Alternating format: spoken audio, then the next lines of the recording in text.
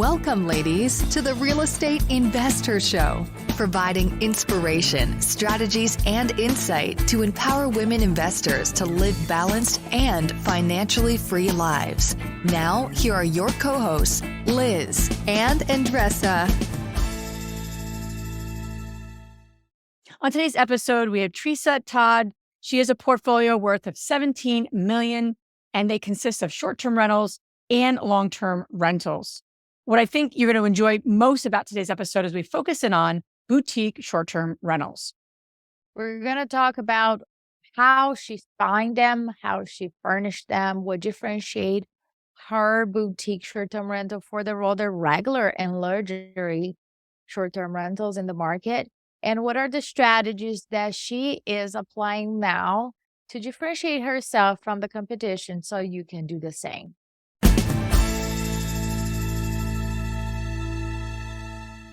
Welcome back, ladies. This is Liz. And this is Tresa. Welcome back to the Real Estate InvestHER Show, where we're all about empowering women to live a financially free and balanced life. And we're committed to that, right, Tresa? And we take it seriously. And we appreciate you being back with us on the many episodes we've had, or if this is your first time listening, we want to jump right in and get to the content and not waste your time, right, Tresa? Yes, Yeah. indeed. So excited to have Tresa Todd on our show today. We share similar missions, and I know you're doing a lot of great things in the niches you're in real estate right now. So excited to have you on, and appreciate you being here. Appreciate you sharing your wisdom with our community. Well, thanks. I'm honored to be here and can't wait to dive in today. Yeah. So what lesson, Tresa, would you say has taken you the longest to learn? Woo! The lesson that's taken me the longest to learn is that this is a journey. You're not going to be an overnight success. I had to get past the thinking that, well, if I can just do this, it'll calm down. It's never going to calm down. It's never going to it's always just going to be the next thing. And to be okay with that and, to thrive in that environment. That's awesome. And our focus on this episode is going to be boutique short-term rental. So for the women that are thinking about short-term rental, there's a buzz out there about short-term and mid-term rental. Share with us why you selected this specific strategy. Okay. Well, I love short-term rental because I like to call that now and later money, because that cash flow that you're making every single month is money that you can spend right now. But you're also building the later money, that long-term wealth, your retirement, passing, legacy down to your family. So that is one reason that I love short-term rental in general. But I found my niche with boutique short-term rental, which is a little bit nicer than just something traditional, but it's not the luxury short-term rental, which I love to stay in luxury short-term rentals whenever I am traveling, especially if I'm going with family, large groups. But there's a lot of work to luxury short-term rentals. Boutique is like right in the middle. You can make a lot more money every single night because this is a nightly fee. You can keep them booked up more. What I have found is that you can keep them booked up, almost, at least 15 nights per month, sometimes, 20, 25, sometimes 30. So it's just been an easy strategy. There's not a whole lot more work after you get a boutique short-term rental set up and going. There's not really any more work to it than just a traditional short-term rental, which is not the case with the luxury. So I just found that little mid place to be a wonderful place. It also just fits my personality. I love to go in and just dress it up and make it like a really, really fun place for someone to come and stay for a few nights, for a few weeks. So let's break down, right, the boutique, which you mentioned it's not your regular and it's not luxury. Let's break it down in terms of market price point. Let's start there. Are there specific markets and price points that are more appropriate or ideal for this strategy? Yes, I have found now, of course, most of mine are I have Colorado, Texas, and Florida. And so our price point for most of ours, and all of them except for one, are 3 bedrooms. We always turn the garages into a bunk room. We can discuss that more a little bit later. So we're sleeping anywhere from 12 to 14 people per night. Ours are usually rented out at $250 to $450 per night. So that is kind of my mid price range in those 3 states where I have short-term rentals. And share with us why you selected those states. Well, I'm here in Texas, and so obviously it just makes it so much easier here. And then I was in Florida for a short time, got to know that area really well. Plus, I love the beach. So if I can have, short-term rentals, I just think a beach is a fantastic place to have short-term rentals. And then my sons really love the mountains.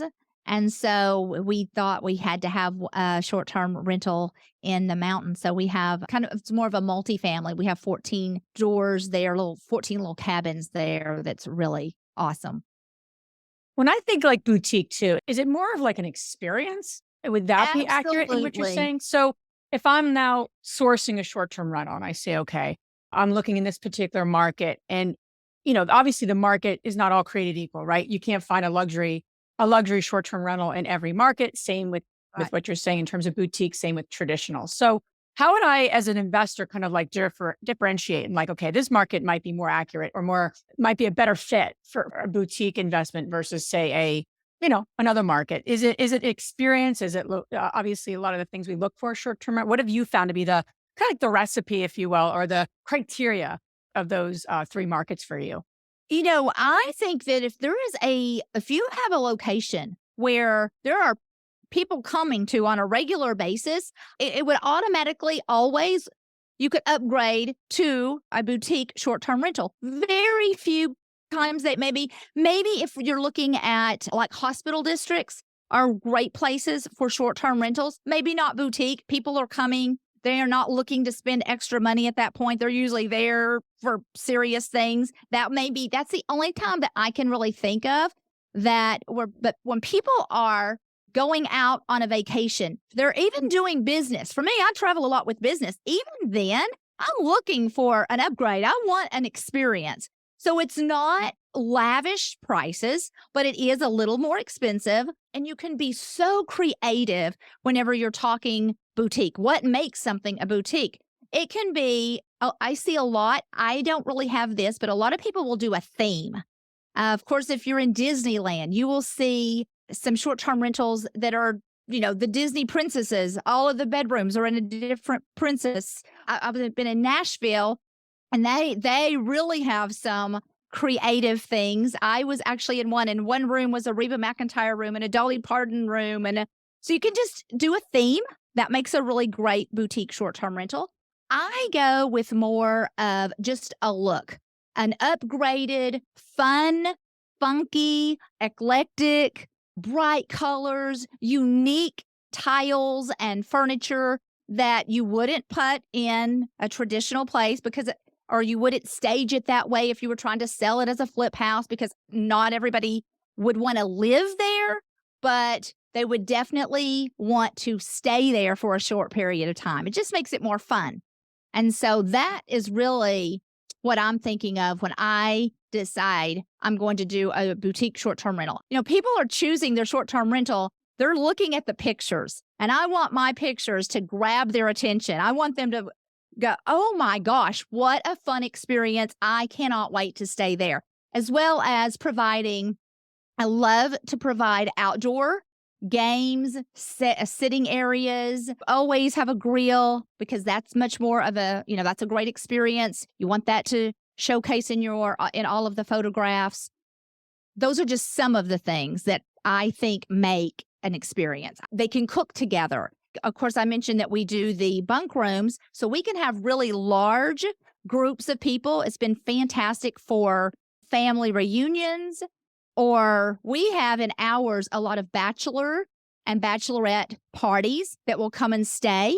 And because we have this bunk room and because we have all this outdoor fun, we have kitchens that they can all, cook together, hang out together.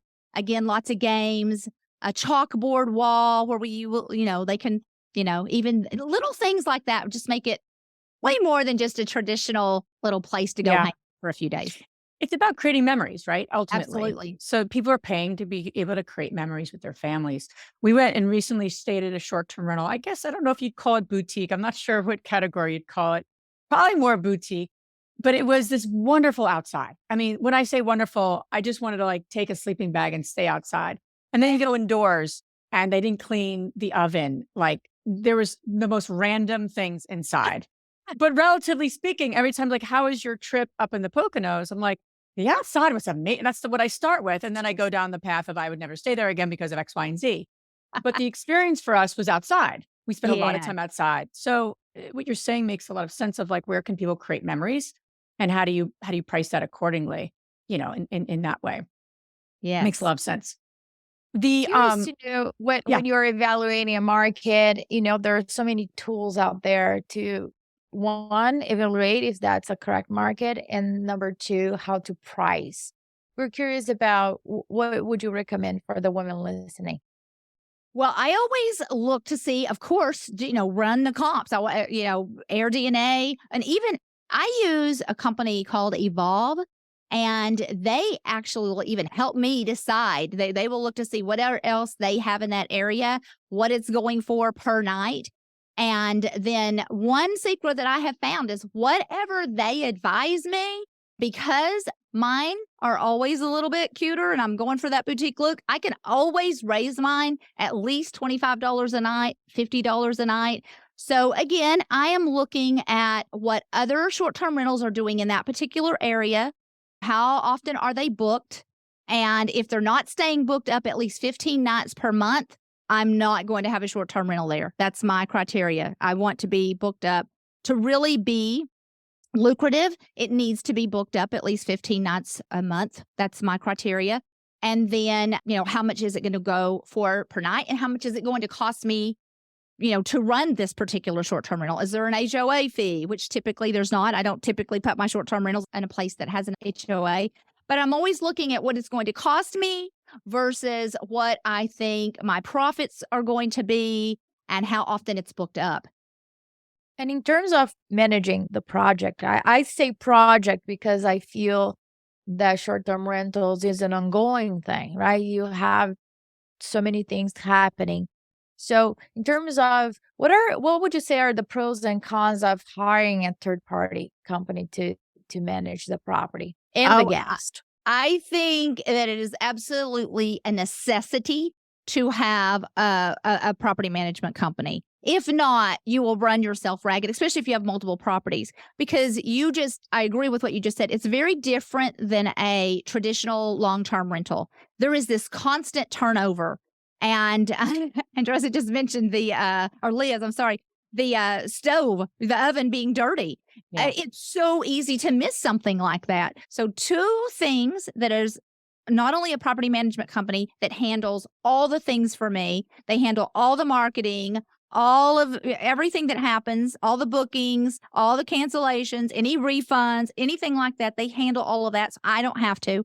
But then the other two things that are so vital to having a successful short-term rental is the best housekeepers ever and a fantastic handyman that is there on call. Because every time guests leave, there's the potential that something went wrong, that something was broken, that, you have to replace comforters, you have, whatever. And I need my housekeepers to go in and remember to open that oven, to remember to open every single drawer and every single cabinet in that house has to be opened and looked at to see if something needs to be cleaned. Of course, the refrigerator, the freezer, you just really have to stay on top of that. And then I have a great relationship with my housekeepers. And if they see something, towels or anything that needs to be replaced, they go do that for me immediately. They take care of everything. If it's something they can't handle, I have a great relationship. They call the handyman. He will show up, take care of everything. And I even have a $500, that's my thing. If you can get this taken care of for under $500, don't even call me. Just take care of it and let me know about it. If it's more than that, then call me and let's discuss it. And if you're going to have multiple short-term rentals, I believe that that is just key to not being bogged down with the daily, just taking care of all of those daily things that may go wrong. You also, you never know what kind of guests are going to show up. And some guests have some really high expectations.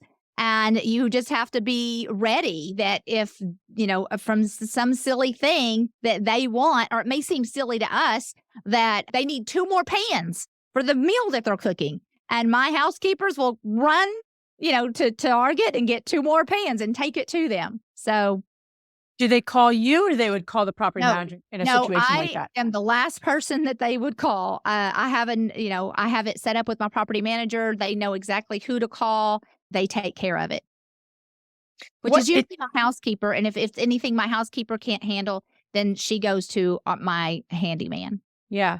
What % are you paying, if you don't mind? Is it varies from state to state? Right. 10% right off the top. And I would pay 10% all day long because what they is priceless. And you bake those into your numbers as you're evaluating. Absolutely. In terms of what that makes a lot of sense. I mean, obviously third party management, it's not just hands off, right? There's a quality control element to, it's like you're the asset manager in a sense, right? Absolutely. Where you have right. And in large multi, and we've seen that, especially when we used to manage everything ourselves, and then you move to, and everyone thinks, oh, it's just hands off. And it's just, but what do you have reoccurring meetings with these folks? Like do you have a certain structure in place to ensure that you're controlling the quality and controlling what happens and making sure they're taking care of your properties? Well, the best way to know what's going on in your property is your reviews. Your reviews will say it all, which you don't want to learn that something is not doing well from a review. But if I'm just completely honest, but as long as everything is going really well, then I probably talk to them every week, or at least every 2 weeks. We're having a conversation about something. I will have maybe a housekeeping company that does fantastic for 6 months. And then you start seeing some problems and you have to, have a talk, or sometimes, switch it out and come up with some, find somebody that is new. And the key is whenever you set them up, anytime I have a new housekeeper or I'm setting up a new short-term rental, I go myself and I walk through that property with them, and I have a long list of every expectation that I have, and I walk through that property, every single room, and I say, this is what you need to do here. This is what I'm expecting here. I want in the utility room, the washing machine and the dryer, I want that to be wiped down every single time between every single guest, because a lot of these housekeepers have just been cleaning traditional homes. And cleaning for just a traditional, I have a housekeeper for my home. My expectations for what I have in my own home and what I have for my short-term rental is just very different. I don't expect my housekeeper at home to open up every single drawer and look in, and, she's cleaning more of the outside surfaces. So setting high expectations, letting them see and know the reviews. I will let them see every review that comes through, because I want them to see, what is being said, if good or bad. I want them to see that for themselves. Good recommendation. The acquiring of the properties. What has been your strategy? What I find is markets get more hot and more popular, prices go up, and then you start to say, okay, do the numbers still make sense? And we're seeing that in some of the markets we're looking at in short-term rentals, where the popularity just drives up the price, which then impacts your return. Are you sourcing properties off market, on market? What has been your best secret to finding properties? Yeah, I buy all of my properties off market. I'm going to say 98% of my properties are off market properties. And to be honest, whenever I get a property under contract, the first thing I'm thinking is, will this make a short-term rental? That is my first thought, because that is my favorite strategy, because I think I'm building long-term wealth. For me personally, that's my favorite strategy. So the first thing I'm going to look at is it located in the right place to be a successful short-term rental? If it's out in the middle of nowhere, if people aren't frequenting that area, I want it between 20 to 30 minutes of something that is drawing people in, whether that is a body of water like the ocean or a lake or a river, if it is here in the Dallas Metroplex, you almost can't go wrong with having a short-term rental anywhere in the Metroplex because there's so much going on here. Business, entertainment, there's Cowboys and Mavericks, water parks and Six Flags. And so there's so many things. So if there's an area for tourism and it's drawing people in on a regular basis, then it's probably going to work as a successful short-term rental. If it's not drawing people in on a regular basis, I'm probably not even going to consider having a short-term rental. So that's the first thing that I'm looking for is location. The next thing I want to find out is it okay to have a short-term rental in this particular area? Has it been banned by the city, the county, an HOA or something like that? I really want to do my homework there. And then I want to see how many other short-term rentals are in that area. What does the competition look like? I'm going to be honest, I always feel like I can beat the competition just by doing this little boutique thing. What are they going for per night? And then that's when you really have to run your numbers. Does it make sense? If they're in an area and they're all going for $200 a night and it's going to cost you more, because remember, not only do you have the mortgage and the taxes and the insurance, you've got to have all the utilities on and cable and Wi-Fi and your maintenance and your handyman. And, I don't even know, I'm sure that I just, forgot something, but there's a lot of costs that go into the upkeep and just having this. So then you've really got to run your numbers when you're doing those comps to see, okay, how much is this going to bring in? Does it make sense? Is this going to be profitable for me?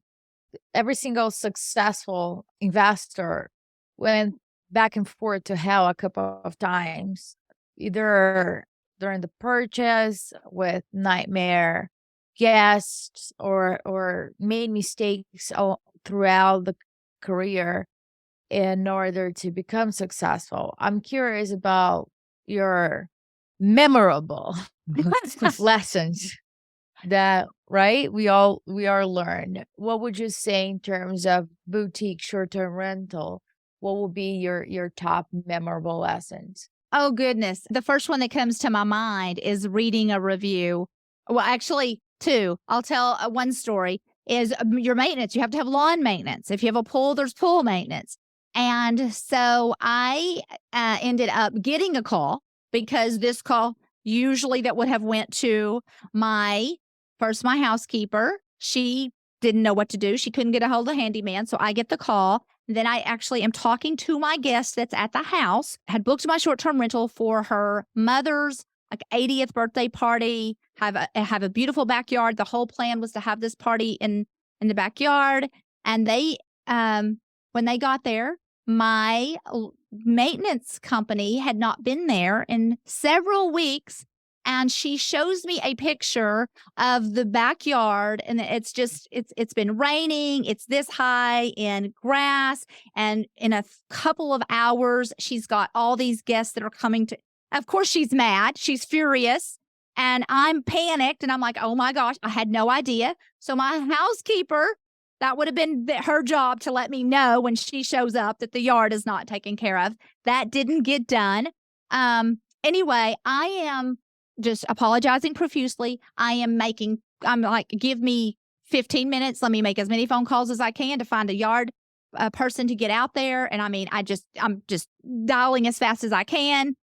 In the meantime, I get another text from my guest with a picture of her husband who went and borrowed a lawnmower from the neighbors, and he is out mowing the grass. Of course, I'm humiliated. I'm so sorry. Uh-oh. And of course, I did not get a very nice review. Anyway, yeah, that was definitely a memorable moment in life so just even little things like yard maintenance. It can't go wrong.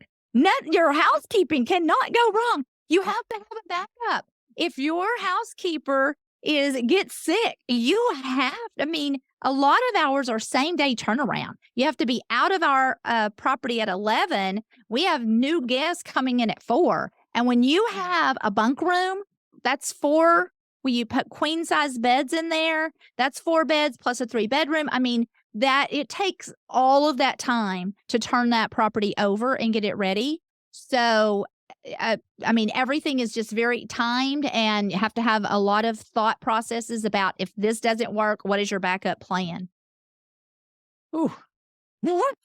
I could imagine you on the phone and then you literally getting notifications that your guest is now mowing the lawn. I've been like, Yes. Yes. was this the one in Dallas or was this the one in another This state? is one in Dallas. Okay. Yep.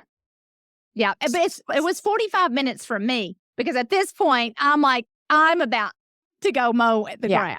Yeah. You're loading it up in the back of your car. Yeah. Yes. But did you put anything in place? So there was a lot of learnings from that. And I think yeah. that's the key, is that I think so many women, especially, we both serve, right? They expect that it's going to all go perfect. And the moment it doesn't, it's like we feel almost like a failure, but it's just a learning. Just like, got to put that in your policies and procedures and then grow from it. You got to grow from it. You can't ignore it. Yeah. That's the key. Yes.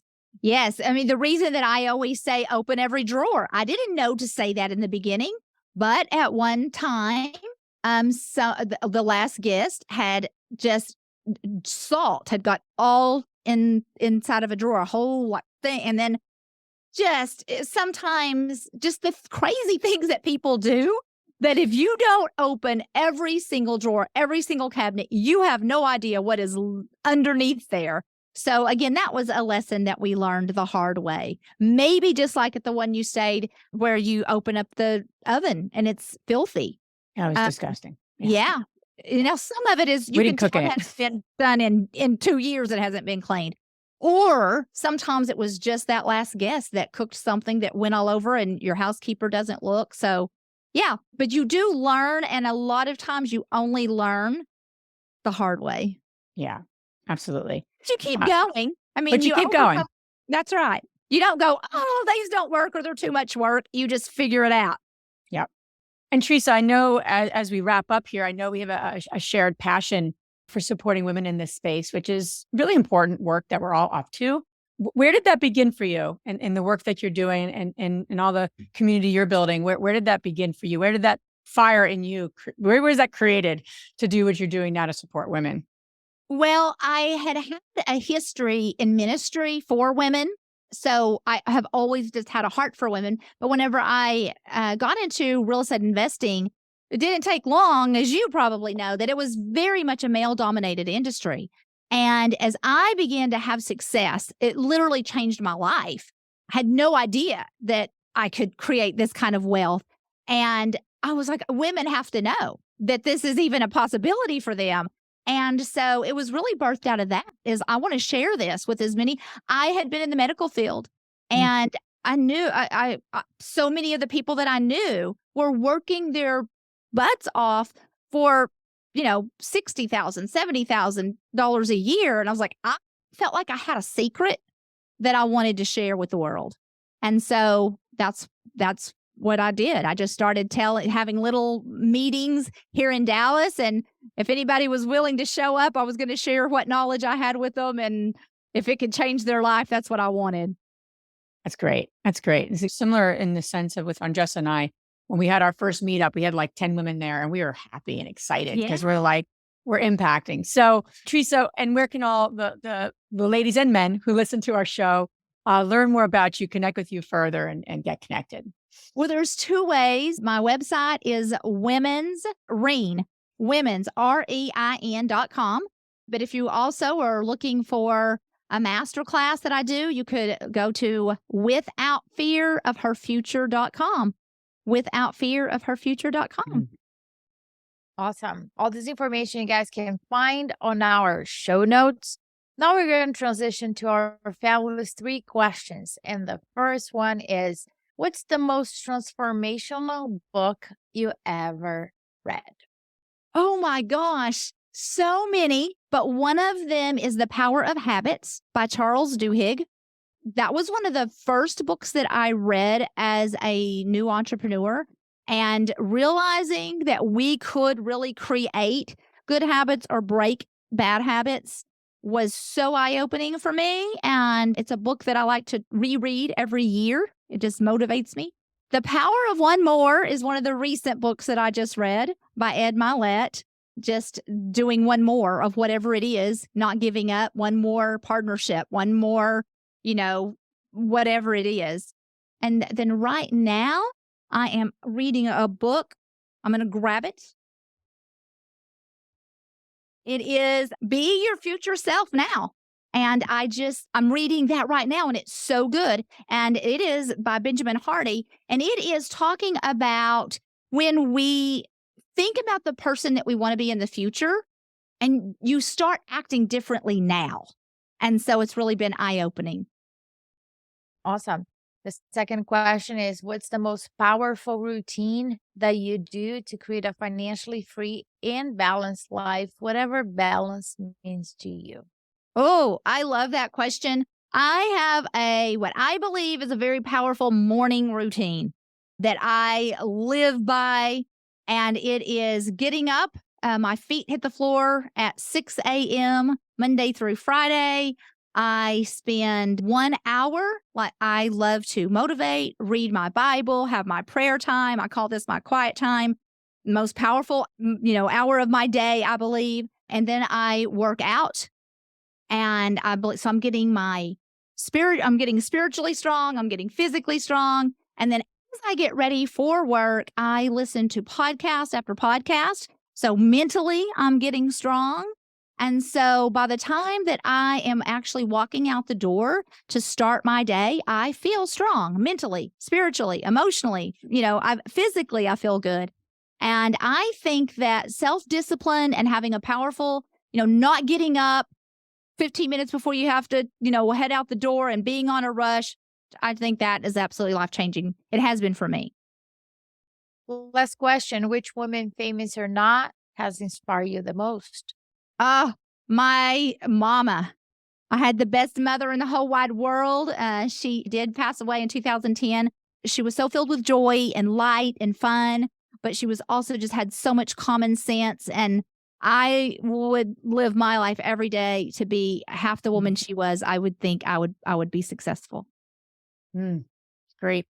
Tresa, thank you so much for being on our show. Thank you for sharing your tips and ideas, and thank you for sharing, all you do for yourself, your community and women and what you're up to. So thank you for everything. Well, thank you so much for having me. I'm so honored to be here.